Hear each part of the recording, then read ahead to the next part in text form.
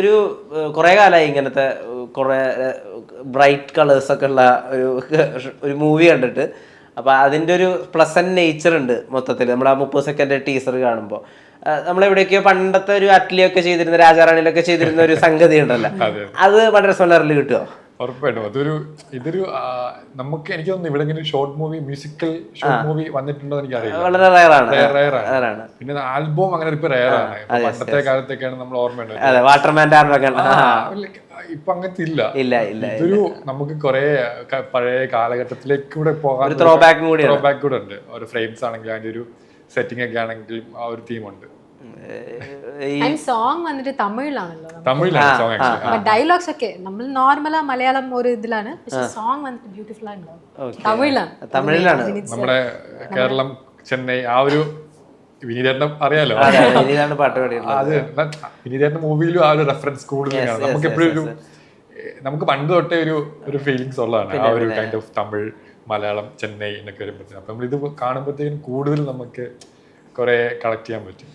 ഈ നിങ്ങളിപ്പോൾ നിങ്ങളുടെ ഈ ബിഗ് ബോസിലൊക്കെ ഉള്ള നിങ്ങളുടെ ഈ ഒരു ആളുകൾ മനസ്സിലാക്കി വെച്ചിട്ടുള്ളൊരു ഇമേജ്, അല്ലെങ്കിൽ നിങ്ങളുള്ള ഫ്രണ്ട്ഷിപ്പിന് ആളുകൾ മനസ്സിലാക്കിയിട്ടുള്ളൊരു വിധമൊക്കെ ഉണ്ടല്ലോ, ഇത് ശരിക്കും ഇപ്പം ഒരു സമയത്ത് ഒരു സ്റ്റാർ പെയർ ഉണ്ടാവുമല്ലോ സിനിമയുടെ അകത്ത്, അവരെ മാത്രം വെച്ചുകൊണ്ട് പിന്നെ സിനിമകൾ ഉണ്ടായിക്കൊണ്ടിരുന്ന കാലഘട്ടം ഉണ്ടായിരുന്നു. ഞാൻ അവരെ നെയിം ചെയ്യുന്നില്ല, കുറേ സൂപ്പർ സ്റ്റാർസ് അവർക്ക് പറ്റിയൊരു സൂപ്പർ ആക്ടർസ് ഒക്കെ വന്നിട്ട് അങ്ങനെ. നിങ്ങൾക്ക് അങ്ങനെ ആക്ച്വലി വർക്ക്സ് വരുന്നുണ്ടോ? നിങ്ങൾ രണ്ടുപേരും മാത്രം വെച്ചുകൊണ്ട് ഇങ്ങനത്തെ ഷോർട്ട് മൂവീസ്, വെബ് സീരീസുകൾ അങ്ങനെ സംഭവിക്കുന്നുണ്ടോ? ഇപ്പൊ ഇത് നമ്മുടെ സെക്കൻഡ് ആണ്. ഇതാണ് ഫസ്റ്റ് സ്റ്റാർട്ട് ചെയ്തത് ആക്ച്വലി. ഇതാണ് നമ്മളിപ്പോ അങ്ങനെ കുറെ ചെയ്യണമെന്നൊന്നും പ്ലാൻ ഒന്നുമില്ല. നമുക്ക് നല്ല അതിനിടയ്ക്ക് വേറെന്നോട് വന്നു നമ്മുടെ ബിസിനസ്സിന് ഒരാളില്. അങ്ങനെ കൂടുതലായിട്ട് എനിക്കൊന്ന് പണ്ടത്തെ കാലത്താണ് കൂടുതൽ സ്റ്റാർ പെയർ അപ്പൊ പണ്ട് ഇപ്പൊ കുറെ വരുന്നുണ്ട്, ഇപ്പൊ അങ്ങനത്തെ കുറവാണ്. ഇത് ആക്ച്വലി 2020 വർക്ക് ഓൺ ആയ ഒരു വർക്കാണിത്, മദ്രാസ് മലർ എന്ന് പറഞ്ഞ. കോവിഡിന് മുമ്പ് ഓൺ ആയ ഒരു വർക്കാണ്. പലരും കാസ്റ്റ് ചെയ്തു, ഇങ്ങനെ മാറി, അറിയാലോ ഇതിന്റെ കാര്യങ്ങളൊക്കെ എങ്ങനെയാണെന്ന് അറിയാമല്ലോ. അപ്പൊ ലാസ്റ്റ് കുറെ കാസ്റ്റിംഗ് പിന്നെ എല്ലാം മാറി പിന്നെ സ്ക്രിപ്റ്റ് മാറ്റി ബിഗ് ബോസ് കണ്ടപ്പോഴത്തേന് ഇവർക്ക് നമ്മളെ കാസ്റ്റ് ചെയ്യാൻ തോന്നി. അങ്ങനെ ഇറങ്ങി കഴിഞ്ഞ മൊമെന്റിൽ എന്നെ ഒരു 2 വീക്സിനുള്ളിൽ എന്നെ വിളിച്ചു. അങ്ങനെ കലൂര് വന്ന് ഞാൻ പാട്ട് കേട്ടപ്പോഴത്തേന് എനിക്ക് ഭയങ്കര വാവ് തോന്നി. കാരണം കുറെ അങ്ങനത്തെ ഒരു പാട്ട് കേട്ടിട്ടും വിനീതന്റെ ഒരു സൗണ്ടും കാരണം ഒരു സ്റ്റോറിയും കൂടെ ഉണ്ട്.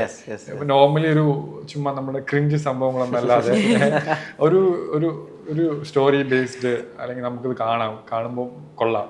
ഇവരിപ്പോൾ പറയുമ്പോൾ തന്നെ ഇവർ ഐഡിയ ഉണ്ട്. കാരണം നമുക്ക് പറയുമ്പോൾ തന്നെ അറിയാം ഇവർക്ക് എത്രമാത്രം സ്നേഹമുണ്ട് ഈ വർക്കിനോട്. അങ്ങനെ ഞാൻ അതിൽ വന്നു. പിന്നെ ഇവളെ കോണ്ടാക്ട് ചെയ്തവര്, അങ്ങനെ വർക്ക് ചെയ്ത പ്രൊജക്റ്റ് ആണ്. അപ്പൊ ഇതിലിപ്പോ പോസ്റ്റർ കാണുമ്പോൾ കളർഫുൾ ഫീൽ ചെയ്യുന്നില്ല. നമുക്ക് ഈ ഒരു 15 മിനിറ്റ് 16 മിനിറ്റ് ഡ്യൂറേഷനും സെയിം തന്നെ നമുക്ക്. ഇപ്പോൾ നിങ്ങൾ നേരിട്ടിട്ടുള്ള ഒരുവിധപ്പെട്ട എല്ലാ അഭിമുഖങ്ങളിലും നിങ്ങൾ പ്രണയത്തിലാണോ അല്ലെങ്കിൽ നിങ്ങൾ തമ്മിൽ പ്രേമുണ്ടോ എന്നുള്ള ചോദ്യങ്ങൾ റിപ്പീറ്റഡ് ആയിട്ട് വരുന്നുണ്ടല്ലോ. ഇത് എത്ര തവണ എക്സ്പ്ലെയിൻ ചെയ്താലും ആളുകൾക്ക് ഇത് മനസ്സിലാവാത്തത് എന്താ? അതെപ്പോഴെങ്കിലും ബോധർ ചെയ്തിട്ടുണ്ടോ? ഒരു ബുദ്ധിമുട്ട് പോലെ? ബുദ്ധിമുട്ടല്ല, അവര് മേ ബി അങ്ങനെ വിചാരിച്ചിട്ടുണ്ട് ബിഗ് ബോസില്. അത് ഓബിയസ്ലി ഇപ്പൊ ബിഗ് ബോസിൽ പോയാൽ എല്ലാരും അങ്ങനെ അത് ബട്ട് അത് നമ്മളൊന്ന് എനിക്ക് പക്ഷെ നിങ്ങളെ കാണുമ്പോൾ ഇടയ്ക്ക് സംസാരിച്ചല്ലോ, എനിക്ക് ശരിക്കും നിങ്ങളെ കാണുമ്പോൾ തോന്നിയിട്ടുള്ളത് ഈ സ്കൂളില് എന്ത് പറഞ്ഞാലും ബാക്ക് ബെഞ്ചിലിരുന്ന് കമന്റ് അടിക്കുന്ന കുറച്ച് പേരുണ്ടാവില്ലേ, ആ ഒരു വൈബായിരിക്കും തോന്നിയിട്ടുള്ളത്.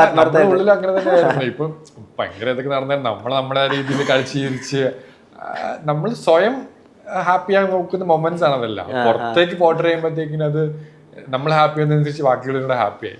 അതിന്റെയാണ് ആ ഒരു ബോണ്ട് അവർക്കും ഇഷ്ടം തോന്നുന്നത്. വലിയ ആക്ടേഴ്സ് ഉണ്ടല്ലോ, നസീറുദ്ദീൻ ഷാ പോലത്തെ ആക്ടേഴ്സ് ഒക്കെ. അപ്പോൾ അവർ പറയുന്ന ഒരു കാര്യമുണ്ട്, ദാറ്റ് ആക്ടേഴ്സ് പരസ്പരം ഉണ്ടാക്കുന്ന ഐ കോണ്ടാക്ട് അല്ലെങ്കിൽ ഹാപ്റ്റിക്സ് ഉണ്ട്, ടച്ച് ചെയ്യുന്ന വിധം, ഇത് ആ സീനിനെ എലിവേറ്റ് ചെയ്യുന്നതിന് പ്രധാനപ്പെട്ട ഒരു പങ്ക് വഹിക്കുന്നുണ്ട്. അപ്പം ശ്രീതു അതിനെങ്ങനെയാണ് മനസ്സിലാക്കിയിട്ടുള്ള കോ ആക്ടറിൻ്റെ പെർഫോമൻസിൽ? അത് നിങ്ങൾ ചോദിച്ചിട്ടുണ്ടോ, എനിക്കൊരു ഐ കോണ്ടാക്ട് വേണം, അല്ലെങ്കിൽ എന്നെ എങ്ങനെ നമ്മൾ ടച്ച് ചെയ്യുമ്പോഴാണ് നമുക്ക് ഇതിനെ ഇമോട്ട് ചെയ്യാൻ സാധിക്കുക? അങ്ങനെ അങ്ങനെ ഒന്നുമില്ല. ഞാൻ ഇപ്പൊ ആ സീനിന് വേണ്ടിയാണ് നമ്മളത് ഇത് ചെയ്യുന്നത്, ഇതിനു വേണ്ടി എനിക്ക് അങ്ങനെയാണോ ഇല്ല, അപ്പടി എനിക്ക് തോന്നിയിട്ടില്ല. ഇപ്പോൾ ഒരു സീൻ കൊറിയോഗ്രഫിയോ, ഇപ്പം റൊമാൻസ് എന്ന് പറയുന്ന സമയത്ത് ആളുകൾക്ക് നമ്മുടെ ഇൻറ്റിമസി വളരെ പ്രധാനപ്പെട്ട കാര്യമാണല്ലോ. അതിലൊരു റിയലിസ്റ്റിക് കാര്യം ഫീൽ ചെയ്യണം. അത് ഒരു പരിധി വിട്ട് അപ്പുറത്തേക്ക് പോകുമ്പോഴാണ് നേരത്തെ പറഞ്ഞ ഈ ക്രിഞ്ച് സംഭവങ്ങളൊക്കെ ഉണ്ടാവുന്നത്. എപ്പോഴെങ്കിലും ഇപ്പോൾ സേമണിരത്ന സിനിമകളോ അല്ലെങ്കിൽ ഗൗതം വാസുദേവൻ സിനിമകളോ അല്ലെങ്കിൽ മലയാളത്തിലുള്ള പത്മരാജൻ ഭരതൻ പ്രണയ സിനിമകളൊക്കെ ഇൻസ്പയർ ചെയ്തിട്ടുണ്ടോ ഇങ്ങനത്തെ സീനുകൾ പെർഫോം ചെയ്യുമ്പോൾ? ഓഫ് കോഴ്സ് ഞാൻ കൊച്ചിയുടെ തൊട്ട് ഓരോ മൂവി കണ്ടാണ്. അപ്പം നമ്മളിപ്പോൾ ഒരു സ്റ്റോറി ലൈൻ വരുമ്പോൾ നമ്മുടെ ഫസ്റ്റ് കണക്ട് ആവുന്നത് പഴയ ഇവരൊക്കെ ചെയ്ത് വെച്ച ഓരോ റെഫറൻസ് ഞാൻ നോക്കും. അതവിടെ വർക്ക് ആവണമെന്നില്ല, ബട്ട് സ്റ്റിൽ അത് നമ്മുടേതായ രീതിയിൽ അത് എലിവേറ്റ് ചെയ്യുമ്പോഴത്തേക്കിനും അതൊരു നാച്ചുറാലിറ്റി ഫീൽ ചെയ്യായിരിക്കും. പിന്നെ ഓപ്പോസിറ്റ് ഇരിക്കുന്ന ആളെ ഡിപ്പെൻഡ് ചെയ്തും കൂടി ഇരിക്കും. എനിക്ക് ഓപ്പോസിറ്റ് ഇരിക്കുന്ന ആൾക്ക് നമ്മുടെ എനർജിയും കൂടി ഒരു കമ്പൈൻ ആയിട്ട് വരുമ്പോൾ ആ സീൻ വർക്കാവും. എനിക്കിപ്പം ഈ മദ്രാസ് മെറലിലാണെങ്കിലും ഇപ്പോൾ ഓപ്പോസിറ്റ് ആയതുകൊണ്ട് എനിക്ക് ഒരു കംഫർട്ട് ഉണ്ട്. അപ്പം നമ്മുടെ മോസ്റ്റ്ലി സീനും അങ്ങനെയാണ്. ഇപ്പം അതിലിപ്പം ഐ കോണ്ടാക്റ്റോ കൈൻഡ് ഓഫ് ബോഡിയൊക്കെ അതൊക്കെ നമുക്കൊരു കംഫർട്ട് ഉണ്ട്. അപ്പോൾ നമുക്ക് ആ കംഫർട്ട് വരും. എൻ്റെ ഒരു ഫസ്റ്റ് പ്രോജക്റ്റ് ആണ്. എനിക്ക് അങ്ങനെ ഈ പറയുന്ന മാത്രം മുഴുവൻ ഡയലോഗ് അങ്ങനെ ഞാൻ ചെയ്തിട്ടില്ല. ടു ബി ഓണസ്റ്റ് എനിക്ക് പറയുകയാണെങ്കിൽ ഇവളായതുകൊണ്ട് എനിക്ക് നല്ല കംഫർട്ട് ഉണ്ട്. ആ ഒരു മേ ബി ഓപ്പോസിറ്റ് ഇരിക്കുന്ന ആൾക്ക് ഇത്തിരി എന്നോട് ചൂടായെങ്കിൽ മേ ബി എൻ്റെ കൈ പോയാൽ. അപ്പം ഓപ്പോസിറ്റ് ഇരിക്കുന്ന ആൾ ഉറപ്പായിട്ടും നമ്മുടെ ആ ഒരു സീൻ എലിവേറ്റ് ചെയ്യാൻ ഓപ്പോസിറ്റ് ഇരിക്കുന്ന ആള് ക്യാമറ കുറെ കാര്യങ്ങൾ ഒരുമിച്ച് വരുമ്പോഴായിരിക്കും സെറ്റാണ്. ഈ ഫ്രണ്ട്ഷിപ്പ് ഭയങ്കരമായിട്ട് ഹെൽപ്പ് ചെയ്യുന്നുണ്ടല്ലേ പെർഫോം ചെയ്യാൻ വേണ്ടിട്ട്. അപ്പൊ ചില സീനിന്റെ ഞങ്ങൾക്കൊരു മെയിൽ സീൻ ഉണ്ടായിരുന്നു. അപ്പം നമ്മളത് ചിരിച്ച് നിൽക്കുക, ഇത്തിരി സെന്റിമെന്റ്സ് ആണ് ആക്ച്വലി. നമ്മളതിന് മുമ്പെല്ലാം ചിരിച്ച് കളിച്ച് ചിരിച്ച് ഇങ്ങനെ നിൽക്കുകയാണ്. അപ്പൊ ആ സീൻ വരുമ്പോഴത്തേനും നമുക്ക് പറയാം എന്റെ മുഖത്ത് നോക്കല്ലേ, ആ ഒരു ബോണ്ട് നമുക്കുണ്ട്. മുഖത്ത് നോക്കല്ലേ, ഇപ്പൊ നമ്മൾ കണ്ണടച്ച് നിൽക്കുമായിരിക്കും, അല്ലെ വേറെ നോക്കുമായിരിക്കും, ചിലപ്പോൾ കണ്ണു കണ്ടു നോക്കി നമ്മൾ ചിരിക്കും. മേ ബി അത് വേറെ ആളാണെന്ന് നമുക്ക് പറയാൻ പറ്റില്ലായിരിക്കും. ഇപ്പൊ ഈ സങ്കടം പ്രകടിപ്പിക്കാൻ വേണ്ടിട്ട് സങ്കടമുള്ള ഒരു റിയൽ ലൈഫിലെ കാര്യം ആലോചിക്കുക, സന്തോഷം വരുമ്പോ സന്തോഷമുള്ള ഒരു കാര്യം ആലോചിക്കുക, അത് അങ്ങനെ ചെയ്യാറുണ്ടോ? അങ്ങനെ ചെയ്യാറുണ്ട്. അത് വർക്ക് ആവുന്നുണ്ടോ? എല്ലാ വർക്ക് ആവും. ചിലപ്പോ വർക്ക് ആവില്ല, ബട്ട് സ്റ്റിൽ വർക്ക് ആവും. മോസ്റ്റ്ലി അത് വർക്ക് ആവും. ഐ തിങ്ക് അതുതാ കുറെ പേര് ചെയ്യുന്നത്. എനിക്ക് ചിലവർ പറഞ്ഞിട്ടാണ് എനിക്ക് മനസ്സിലായത്. ചില ആർട്ടിസ്റ്റ് ഒക്കെ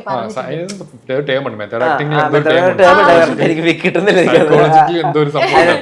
അതെ അതെ. പിന്നെയും ആക്ടേഴ്സിന് ഒരു അവസ്ഥ വരും എന്താ, ഇത് പിന്നെ അവർക്ക് വിട്ടിട്ട് പോകാൻ പറ്റില്ല. അതായത് വിഷമം നിൽക്കും, വിഷമം കണ്ടിന്യൂ ചെയ്യും.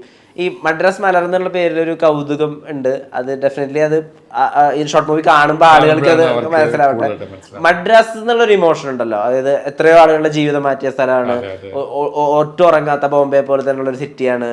ഒരു സിനിമയുടെ ഒരു ക്യാപിറ്റലായിരുന്നു മദ്രാസ് കുറെ കാലത്തേക്ക്. അതൊക്കെ എത്രമാത്രം ഷോർട്ട് മൂവിയിൽ വരുന്നുണ്ട്?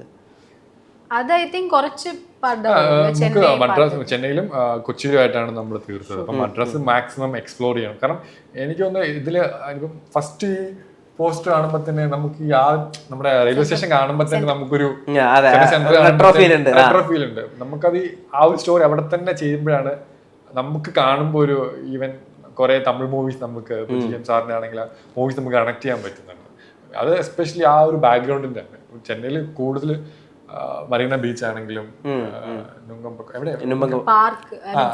സെൻമൊഴി നമ്മളൊക്കെ എക്സ്പ്ലോർ ചെയ്തു. അവിടെ ചെന്നിട്ട് നമുക്കും ഒരു കൂടുതൽ കംഫർട്ട് തോന്നും അവിടെ ചെയ്യുമ്പോഴത്തേനും. പിന്നെ ഇവിടെ വരുമ്പോഴത്തേനും ഇവിടെയും ചെയ്തിട്ടുണ്ട്. ഇവിടെ നമ്മുടെ പാലമൊക്കെ യൂസ് ചെയ്തിട്ടുണ്ട്. ഒരു ക്യാരക്ടർ ഡിമാൻഡ് ചെയ്യുന്നതനുസരിച്ച് തന്നെ ഇവര് വേണമെങ്കിൽ നമുക്ക് ബഡ്ജറ്റ് കുറയ്ക്കാൻ വേണ്ടി ഇവിടെ എവിടെയും ചെയ്യാം, ചീറ്റ് ചെയ്യാം. പക്ഷെ അത് അവിടെ എടുത്തപ്പോഴാണ് ആ ഒരു, ഞാൻ ചെന്നൈയിലോട്ടാണ് പോണത്, ചെന്നൈ ബാക്ക്ഗ്രൗണ്ട് ഒക്കെ വിട്ടപ്പോ ആ ഒരു കളർ ഉണ്ട്. ഓഫ്കോഴ്സ് നമ്മള് മദ്രാസ് എന്ന് നമുക്കൊരു ഇമോഷനാണ്. പണ്ട് തൊട്ടേ നമ്മള് കാണുമ്പോഴത്തേക്കും നമ്മളിപ്പോ ലാൽ സാറ് പോയ കഥകളൊക്കെ അവിടെ ചെന്ന് ഇറങ്ങുമ്പോഴേ നമ്മളത് ആലോചിക്കും.